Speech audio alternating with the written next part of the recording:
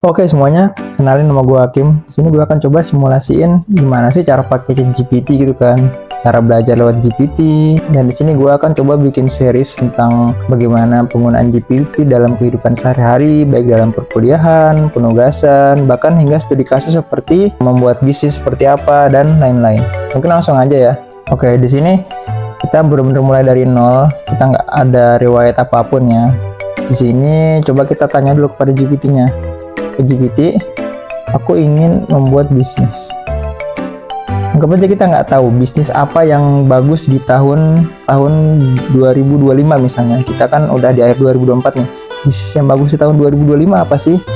GPT, aku ingin membuat bisnis yang prospeknya tinggi di tahun 2025. Berikan aku saran, misalnya seperti ini. Kita enter. Nah, udah muncul. Prospeknya tinggi di tahun 2025 adalah kuliner kesehatan, produk digital, layanan berkebugaran wellness, produk produk ramah lingkungan, jasa pengelolaan konten dan strategi pemasaran digital, atau produk dan jasa orang tua. Oke, mungkin kita ambil studi kasus karena saya seorang mahasiswa gitu kan. Mungkin kita coba tanya nih, aku bingung. Saya seorang mahasiswa, bisnis apa yang cocok?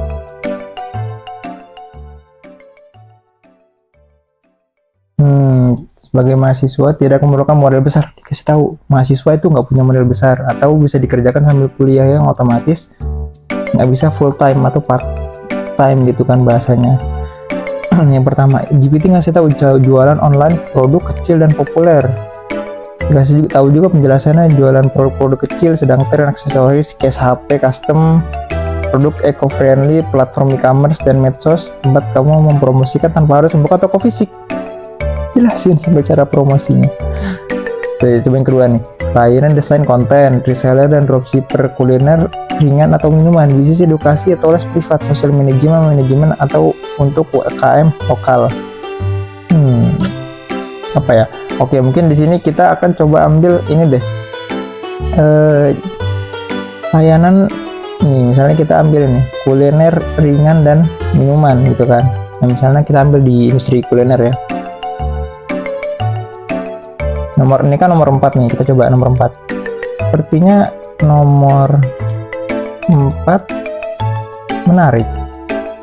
Coba jelaskan lebih detail kenapa harus bisnis itu. Kita coba lihat jawabannya. Bisnis kuliner ringan karena target pasar yang jelas dan dekat. Benar juga. Permintaan tinggi dan fleksibilitas, modal rendah, keuntungan tinggi.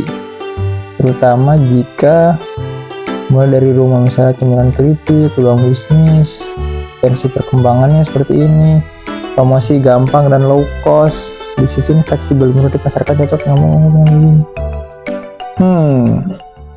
Menarik ya.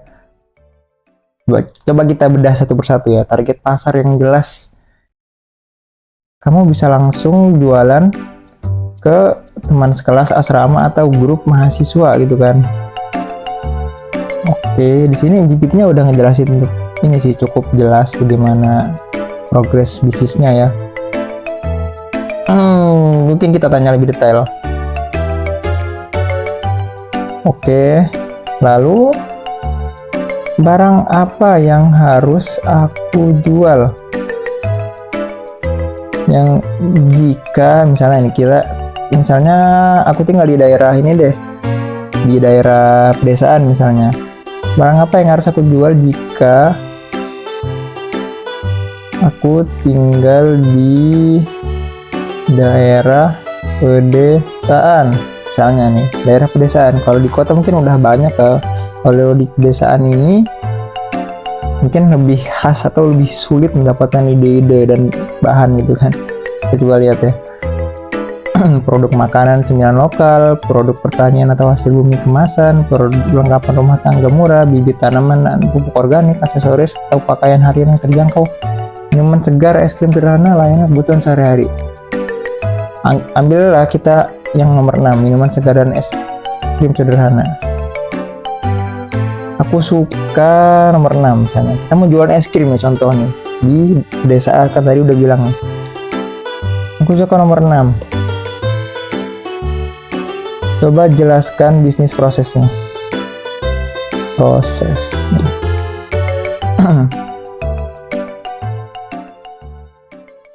Kalau kamu ingin memulai bisnis minuman segar di desa, berikut adalah langkah-langkah bisnis proses. Yang pertama, riset pasar dan produk. Kasih tahu step by step. Riset pasar dan produk, persiapan bahan dan alat,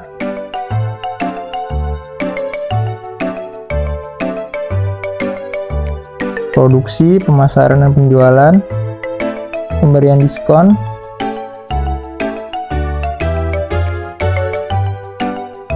operasional harian, lengkap sekali GPT ngasihnya. Evaluasi pengembangan, monitoring keuangan, operasi harian, sangat lengkap. Dari sini aja kita udah dapet ilmu gitu kan. Jadi belajar itu harus di sekolah gitu kan. Ini tanya GPT juga mereka jawab gitu dengan detail bahkan guru sekolah pun belum tentu ngajarin sedetail ini gitu kan. Nah tapi ini dalam studi kasus ini ya bisnis ya. Kalau misalnya di luar bisnis mungkin beda lagi, misalnya misalnya olahraga, kesehatan, mungkin berbeda. Cuman ini bisnis, oke? Lanjut, riset pasar dan produk. Riset pasar, cari tahu minuman es krim apa aja yang paling disukai di sekitar lingkunganmu. Misalnya apakah ada ya orang yang lebih suka es krim manis atau kopi, temukan harga jual. Oke, satu-satu kita beres satu-satu ya. Riset pasar, cara riset pasarnya gimana? Misalnya saya nggak tahu cara riset pasar gimana kan. Cara riset pasarnya gimana? Nah paling penting juga GPT ini mereka paham, nggak perlu pakai bahasa yang kaku ya. Jadi bahasa sehari-hari, bahasa yang sederhana, yang penting dipahami ya, dan nggak berantakan. Itu mereka juga paham GPT-nya ya, AI-nya. Jadi nggak perlu harus bahasa yang bagaimanakah caranya, nggak perlu pakai bahasa biasa juga, mereka bisa kok. Cara risetnya pasar seperti apa dan lain-lain. Ini yang pertama nih, observasi langsung. Amati preferensi penduduk, kebiasaannya seperti apa, jenis makanan dan minuman yang sering dikonsumsi seperti apa. Terus perhatikan harga pasarannya gitu kan. Oke, kita observasi yang pertama. Yang kedua bisa kita tanya langsung ke orang sekitar, tanya ke keluarga atau ke grup komunitas ya. 3, uji coba produk sampling. Gunakan kuesioner, analisis hasil riset. Dikasih tahu sedetail ini cara risetnya. Oke, mulai terbayang. Coba kita tanya lebih dalam lagi ya. Tanya lebih dalam lagi coba.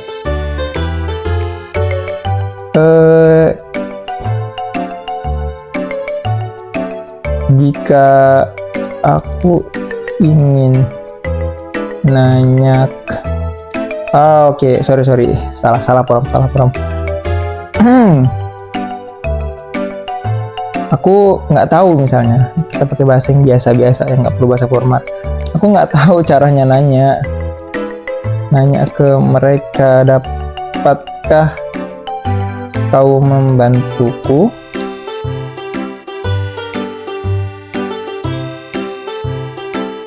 Coba kita tanya cara nanyanya gimana gitu kan, step by step tanyanya apa aja sih, pertanyaan yang biasa ditanyain apa aja gitu kan. Jadi dikasih tahu nih, mulai dari buka dengan obrolan santai, tanya dulu, ini sih Pak Bu, aku lagi pikiran buat usaha kecil-kecilan, kira-kira kalau jual minuman segar atau es krim di sini cocok nggak ya?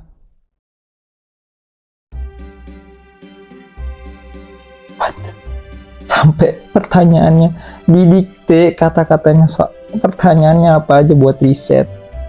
Gila, AI ini bos, GPT bos, gokil sih. Nah lanjut nih, dia kasih pertanyaan lain, pertanyaan teknologi yang disukai apa, frekuensi pembelinya. Di sini orang yang sering beli minuman atau enggak ya Pak Bu? Apa beli hampir setiap hari atau cuma sesekali saja? Kalau ada es krim atau minuman segar dengan rapi, harga berapa yang masih cocok buat Bapak Ibu? Terus kita minta saran, menurut Bapak Ibu ada yang bisa dibuat beda supaya lebih menarik untuk di sini, misalnya rasa atau kemasannya sampai seperti itu. Habis itu di akhir baru kita tutup dengan terima kasih banyak. Oke, kebayang. Jadi kita nanyanya seperti itu ya.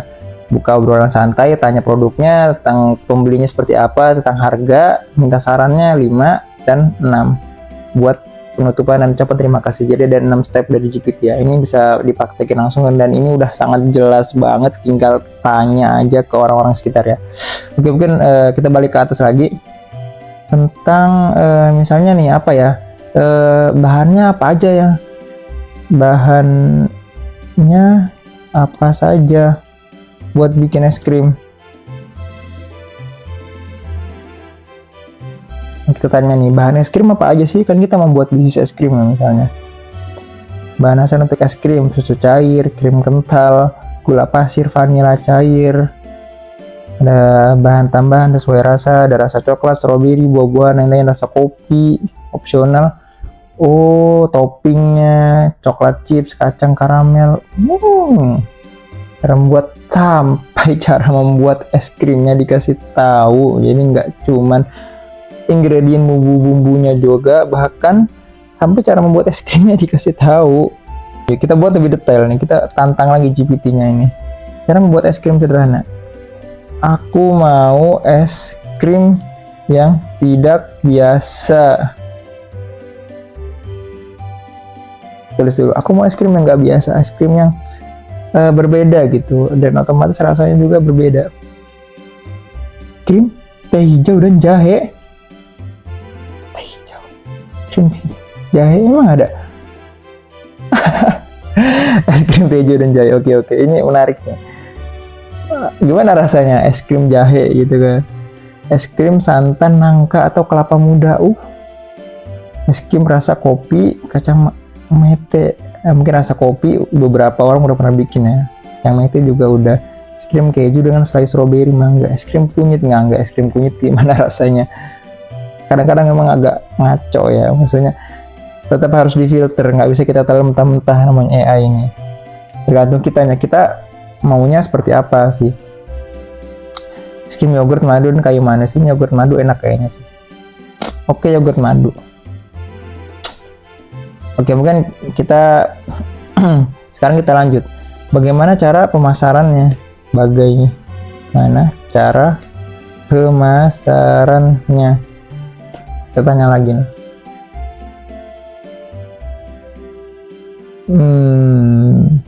Kita jual langsung di warung. Oh ya, ini kan kita di pedesaan, bukan di kota. Jadi kita kalau di desa itu sering tuh yang orang-orang titip-titip barang, titip gorengan, titip keripik di warung tuh banyak gitu kan.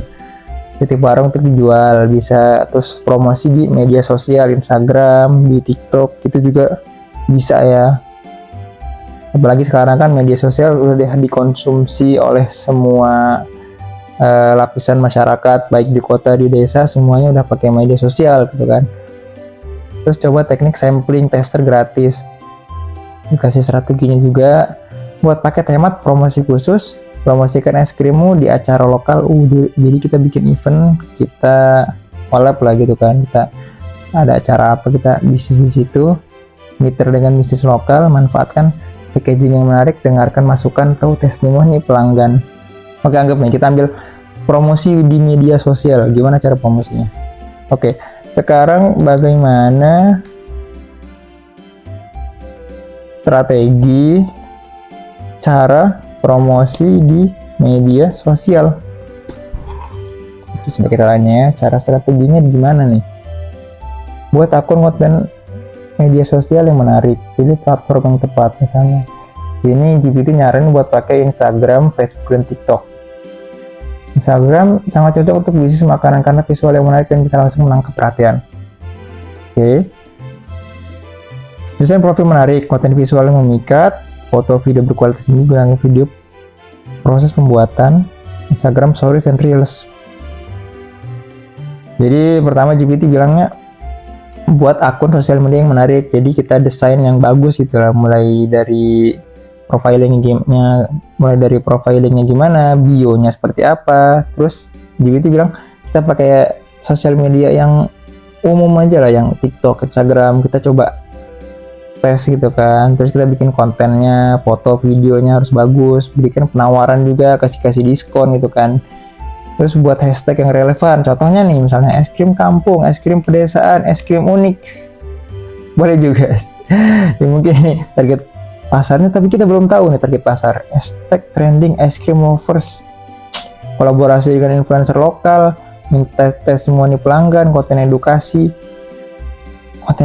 ini bagus sih, ini es krim, jualan es krim tapi konten edukasi ini, wah ini bagus sih, ini gue setuju, ini konten edukasi, yang konten edukasi gue setuju nih. Jaga interaksi konsistensi, manfaatkan fitur iklan berbayar, ini fitur ads ya. Oke.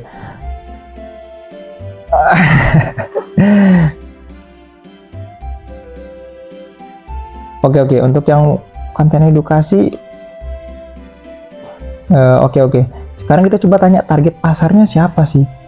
Target pasarnya siapa yang paling bagus menurutmu? Tanya. Target pasarnya siapa sih yang paling cocok buat es krim di desa ini? Keluarga anak-anak, pecinta kuliner dan foodies, penggemar makanan sehat atau organik, kaum milenial, Gen Z, pasar wisatawan. Ada banyak di sini ya. GPT ngasih ada keluarga dan anak-anak, pecinta kuliner, penggemar makanan sehat, kaum milenial, Gen Z, wisatawan, pekerja kantoran mahasiswa, pelanggan yang ingin cemilan baru. Oke. Tapi dikasih poin nih. Harga terbaiknya adalah keluarga dan anak-anak pecinta kuliner. Alasannya adalah karena dua pasar utama sangat cocok dengan es krim unikmu. Keluarga selalu mencari cemilan yang bisa dinikmati bersama, sementara cinta kuliner dan foodie sangat menghargai produk baru yang kreatif. Ini dari sini aja kita udah dapat insight banyak banget cara bikin bisnis kan. Mulai dari yang kita nggak tahu apa-apa, kita nggak tahu mau bisnis apa, kita dikasih ide segala macem. Ini baru setengah jalan udah dapat sebanyak ini masih bisa banget diterusin. Dan ini bakal panjang banget sih, memang kita belum bahas yang namanya analisis resiko, keuntungan seperti apa, hitungan modalnya seperti apa. Ini bakal panjang banget videonya. Mungkin kalau kalian ada saran atau masukan bisa komen di kolom komentar, dan kalau kalian menarik dan kalau kalian tertarik dengan konten ini, mungkin kita akan buat part 2-nya ya. Dan kalau kalian tertarik dengan konten seperti ini, mungkin kita akan buat part 2-nya ya, karena ini menarik banget. Ini kita baru setengah jalan dalam membuat bisnis es krim doang gitu kan, baru es krim, belum yang butik baju atau apa misalnya, edukasi, bisnis online, banyak banget lah pokoknya. Jadi kalau kalian pengen bikin konten-konten seperti ini, jangan lupa like, komen, subscribe. Jangan kita bikin video yang kedua. Oke? Thank you semuanya. Bye-bye. Gue Hakim dan Assalamualaikum warahmatullahi wabarakatuh.